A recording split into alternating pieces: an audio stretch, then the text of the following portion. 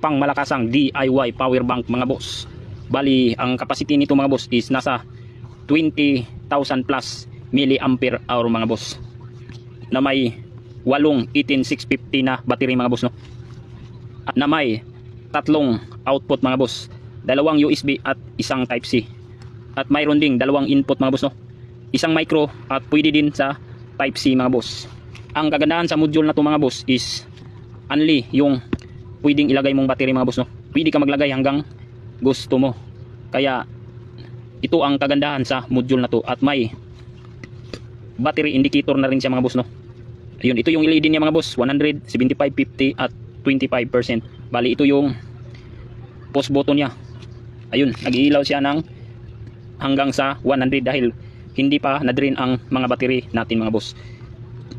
Bali madali lang gawin to mga boss, no? Kasi gumamit tayo ng parallel na 18650 holder. Bali dito lang tayo naghinang yan mga boss, para makunik yung sa harap at sa likod niya mga boss. Kung may budget kayo mga boss, pwede ring magdagdag kayo ng battery mga boss, no? Tulad nito mga boss, ganyan. Pag ganito naman yung setup mo mga boss, is may capacity na to na 40,000 milliampere hour mga boss. Sobrang kunat na nito mga boss. Kaya niyang magpuno ng 10 bagong mobile phone. At kung interesado ka nito mga boss, kung paano natin to ginawa, please panoorin mo ang video. At ngayon mga boss, gagawa tayo ng pangmalakasan na power bank mga boss, no? Bali, ito lang yung mga materialis niya mga boss, no? Dalawang wire at saka dalawang 18650 holder na nakaparallel na mga boss, at 8 battery mga boss, no? For 20 AH capacity at isang power bank module. Unang gawin natin mga boss is kinakat lang natin yung pre na wire niya mga boss, kasi hindi natin to gagamitin dahil sobrang nipis mga boss, no? Bali, dalawang holder ang kinakat natin yung wire mga boss. Alright, pagkatapos nito mga boss is maglagay tayo ng double sided tip para idikit yung dalawa. Make sure lang mga boss, no, na naka-align yung spring mga boss, no? Ayun, naka-align na. Ganyan ang setup niya mga boss, no? At yung may brass wire is naka-align din mga boss. At ito na yun mga boss, no? Pinagdikit na natin mga boss. Yung may spring naka-align talaga, at yung may brass, dito nilagay natin yung charging module niya mga boss. Make sure lang yung B negative ng charging module naka-align dito sa may spring mga boss. Ganyan mga boss, no? Ito mga boss, no? Naka-parallel lang tayo ng wire sa gilid mga boss, no? Maglagay lang tayo ng wire para makunik yung sa harap at sa likod niya mga boss. Yung spring is i-connect natin sa kabila na may spring din mga boss, kasi parallel connection to mga boss. Bali dito na setup is dalawa yung wire ang nilagay natin mga boss, para kung mag-loss connection yung isa mga boss is may connection pa rin sa isa mga boss, no? At dito na part is naghinang na tayo mga boss, no? Sa paghinang mga boss, no, is siguraduhin lang natin na kumakapit talaga yung hinang natin mga boss, no?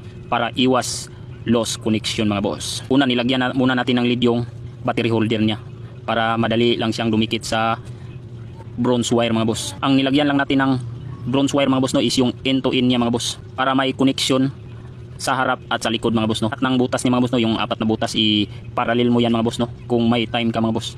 Pero ganito mga boss is all goods na to mga boss, basta make sure lang na nakahinang talaga siya ng maayos mga boss, no? Pagkatapos dito naman sa kabila mga boss, no, end to end pa rin yung nilagyan natin ng bronze wire mga boss. Dito is siniguro talaga natin na may kapit talaga yung ginawa nating hinang dito mga boss, no, para iwas na din sa loss connection mga boss. Alright, tapos na mga boss, no? Pagkatapos natin yan mga boss is, at dito sinukat natin yung resistance niya mga boss, no, kung wala bang loss connection. At so far nag-reading siya sa 0.3 at 0.4 mga boss. Ibig sabihin mga boss, all goods yung connection natin mga boss, no? Dapat sa pag-continuity mga boss, no, wala reading sa may spring na negative at yung may brass mga boss, no, wala siyang reading mga boss, no? Lahat lang ng spring dapat may reading mga boss. At dito mga boss, dito naman tayo sa charging module na. Sa charging module mga boss is gumamit tayo talaga ng makapal na wire mga boss, no? Lalo na yung mga malalaking battery capacity mga boss. Ang gamit nating silicone wire dito mga boss is estimated na sa 14, number 14 at saka number 16 mga boss. Dito mag-connect muna tayo sa positive niya mga boss, no? Maglagay muna tayo ng lead sa board mga boss para kumapit talaga siya mga boss, no? At yung wire is nilagyan natin ng lead bago natin sinulda sa board mga boss, no? Dito mga boss is lang talaga na nakakapit yung inang natin mga boss. At dito is pinutol natin mga boss, no? At dito naman tayo sa negative ng module mga boss. Bali ang ginamit nating wire dito is same pa rin mga boss, estimated number 14 or 16, pero kulay blue mga boss kasi wala tayong available na black wire for negative. At same pa rin naglagay tayo ng lead sa charging module niya mga boss, at saka yung wire bago natin ihinang yung dalawa mga boss, no? At dito siniguro natin talaga mga boss no na kumakapit talaga siya mga boss. At kinat natin yung axis, tapos yung positive naman niya i-connect natin yan sa battery holder mga boss no. Is dandahan lang mga boss no para hindi matunaw yung plastic. Okay, tansya lang mga boss. Okay, at dito suwak na siya. Hininang natin yan mga boss no. Bali ang ginawa natin dyan is madalian lang mga boss no, ispat lang para hindi matunaw yung plastic. Pagkatapos binalikan natin ulit at na-check natin na okay na. Dito naman tayo sa kabila niya mga boss no. Para madali lang kayo makahinang mga boss is lagyan nyo ng lead yung wire.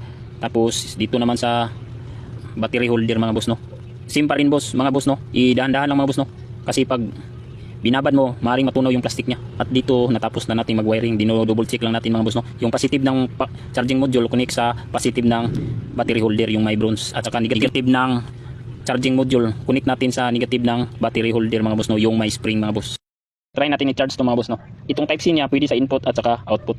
Punan natin ng voltahe mga boss no. Dapat naka 4.2 yung output niya no. Ayun, naka 4.2, super goods yung setup niya. Try natin sa kabila. Ayun, naka 4.2 pa rin.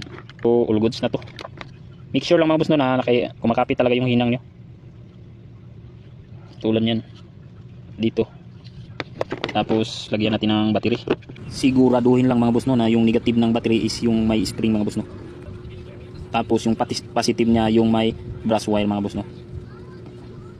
Pag ganitong setup mga boss, pag matapos yung ilagay ang lahat ng battery, kung 25% yung LED niya, kailangan lang i-charge saglit mga boss para mag-reset yung capacity meter niya. Pagkatapos malagay lahat ng battery at yun i-test natin yung capacity niya. Ayun, nasa 100 na 100% kasi ang battery natin is puro full charge pa yan mga boss. Okay. At all goods na to mga boss no. Pwede na to i-charge mga boss no.